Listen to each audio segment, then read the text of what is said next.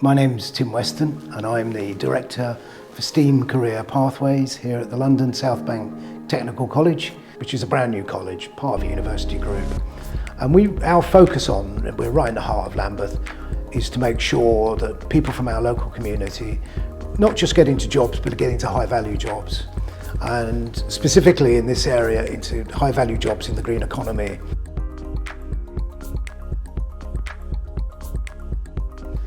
We live in quite a large social housing thing compared to anywhere across London. So a big community of people who live in social housing. Many of these are flats. From our research, we knew that running with the borehole and a ground source heat pump would probably be the best way of heating and cooling these flats and reducing the carbon footprint of the community. And we ended up having our own borehole that runs live. Now this is unique, and it took quite a lot of work and trials and tribulations around how we do this, how do you go about it, how do you do all of the searches so that you can actually drill down 60 metres to do a training borehole in the heart of London, trying to avoid underground stations, GPO tunnels, and probably one of the things I didn't realise when I started, unexploded ordnance from the Second World War. It took us a while, but I'm glad we did it in the end, because a lot of people on social media have picked up, and this is another way of drawing in employers that we're very serious about what we do here, and we have all the equipment, and we have the backing of Kenza, the UK and if not Europe's leading manufacturer of ground source heat pumps. So we've started to pick up traction around what we're doing. For the Green Skills initiatives at the London South Bank Technical College to work, we needed to be working with apprenticeships for us, which was the low carbon. That was really the only one that we thought was a goer.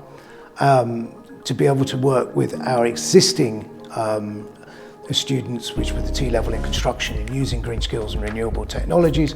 We also wanted to do short courses for competent workers.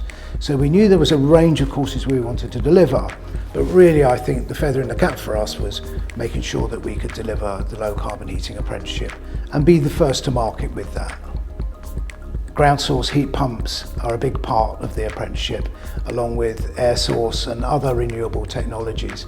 It's a level 3 programme, so learners are with us for 3 years. And within that, they learn a range of skills. There's a lot of crossover between the plumbing department, electrical department, and air conditioning and refrigeration. So it's a hybrid of these 3 different trades. We needed specific equipment, making sure we had the right staff in place, and then training those staff in the most recent renewable technologies. And that was a big part of the funding from the LSIF, was to be able to do that. The bridge gives us a broader community of people to work with and fire ideas off. What I didn't expect was the calibre of apprentices that came forward to do this qualification. These are people that may have previously gone to university, and they've made a decision to do something with their hands, but also something with a social conscience, something that they feel is green and giving back to society. And really, really keen, great attendance and great attitude towards their studies. This was picked up when Kenza did a masterclass with us. And Darren Veal, who's the head of training for UK, actually said these were the best I've worked with. And for someone like that to come forward and say, I'm just impressed, was great for us. We're really pleased with that.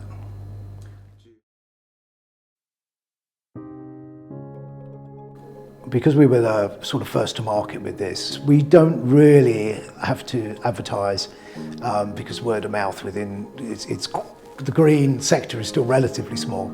And so what we're finding is now that people want to come to us with closed cohorts to be able to run this qualification. We could really fill this course 5 days a week if we wanted to. We just don't have enough staff to be able to deliver it at the moment.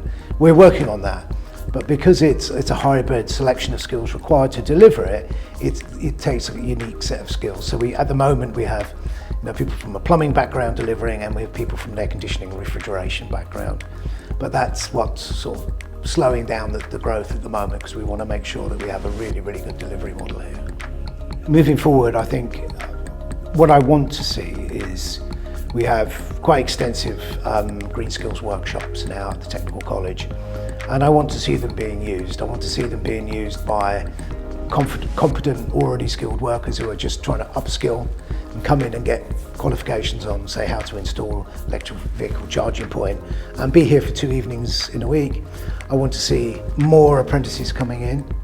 And I want to see our retrofit qualifications that we do with people that live in social housing, our short courses that raise awareness about sort of carbon footprint, why we need to do certain things, why we need to insulate houses, why we need to change the way that we heat our homes, light our homes, and just get that general awareness raised. But most of all, I just want to see this area really busy and people taking advantage of it and getting into those jobs that we know are out there in the green economy.